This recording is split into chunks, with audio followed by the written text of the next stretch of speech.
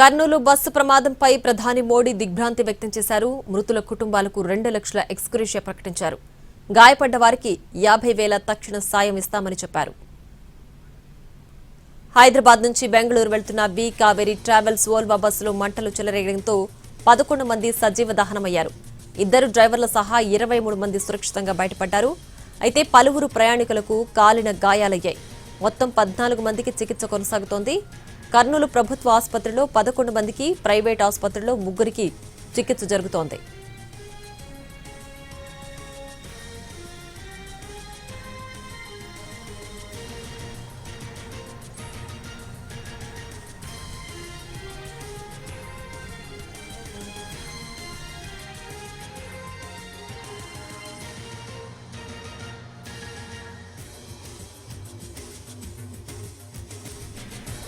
తెల్లవారుజామున 3 గంటలకు కర్నూలు జిల్లాలో ఈ ఘోర ప్రమాదం జరిగింది.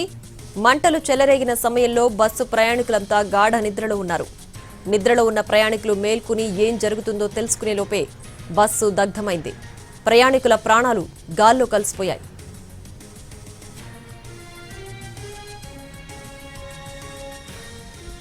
అగ్ని ప్రమాదానికి గురైన V Kaveri travels bus number DD01N9490 తెల్లవారుజామున 3 గంటలకు కర్నూలు జిల్లా కల్లూరు మండలం చిన్నటేకూరు వద్దకు ఓల్వా బస్సు చేరుకోగానే ప్రమాదం జరిగింది.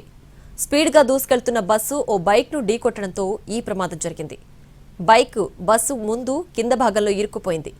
ఓవర్ స్పీడ్లో ఉన్న బస్సును డ్రైవర్ కంట్రోల్ చేయలేకపోయాడు. దీంతో 300 మీటర్ల దూరం వరకు బైక్ను అలా ఈడ్చుకు వెళ్లింది బస్సు. రోడ్డుకు బస్సుకు మధ్యలో ఉన్న బైక్ రాపిడికి పెట్రోల్ ట్యాంక్ నుంచి మంటలు చెలరేగాయి. బైక్ను ఢీకొట్టిన వెంటనే బస్సును ఆపుంటే ఈ స్థాయిలో ప్రమాదం జరిగుండేది కాదు. కానీ డ్రైవర్ నిర్లక్ష్యం ప్రయాణికుల